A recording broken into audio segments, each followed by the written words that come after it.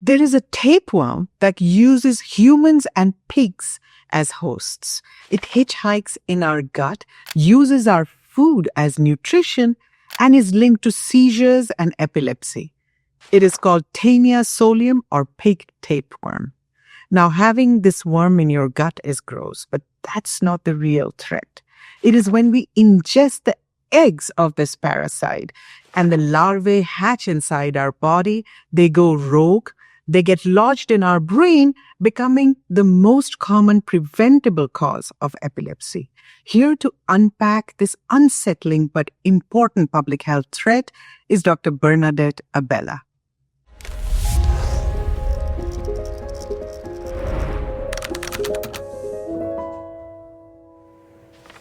Welcome, Bernadette. So let's talk about this tapeworm. How exactly does it affect humans? The tapeworm itself just lives in the gut with you and doesn't really do very much. It is quite a few meters long, but most of the time people don't even know that they're infected with a tapeworm. If people ingest the egg and the cysts develop, they usually develop in the brain, and these cause severe symptoms like seizures or epilepsy or headache. This is what is called neurocysticercosis. Up to 70% of all epilepsy cases in endemic areas where the parasite is present is attributable to the pig tapeworm. And this means it is preventable. And also, we don't have very good data, but 2.5 to 8 million people are estimated to be affected with neurocysticercosis. So this problem is really a problem of bad hygiene and also bad food preparation practices. Wait, so how exactly do we ingest the eggs? So if people don't wash their hands after defecation, if they are using dirty hands to prepare food, and if untreated manure from human feces is used, then eggs can survive and we can then ingest these eggs. So wait, are you saying that vegetarians could also get infected with this tapeworm? Yes, vegetarians and people who don't eat pork are able to get infected with TENIA solium because of contaminated vegetables or cooking utensils, for example.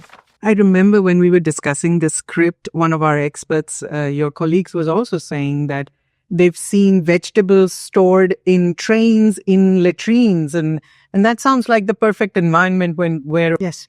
They can get infected, right? So talk to us about, is there a treatment for this? There are treatments. One, it will depend whether it's the tapeworm that you're treating or the neurocysticercosis. The tapeworm can be diagnosed rather simply in primary healthcare facilities, and a specific dewormer can be used to remove the worm.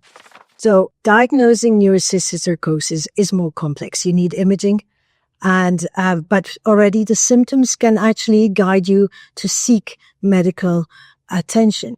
If you have seizures, epilepsy, stroke, even headaches, then this might be a prompt for you to seek care.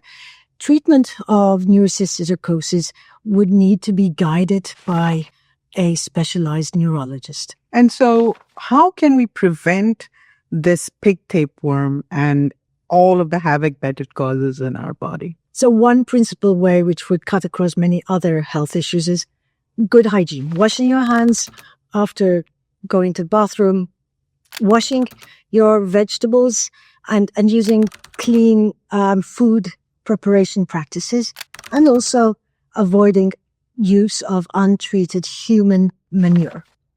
The other piece is really about building the awareness about this disease, the cycle, how it's transmitted, so people understand how they can prevent getting infected. The third is really very important. That's where you get infected with the tapeworm, is cooking your pork.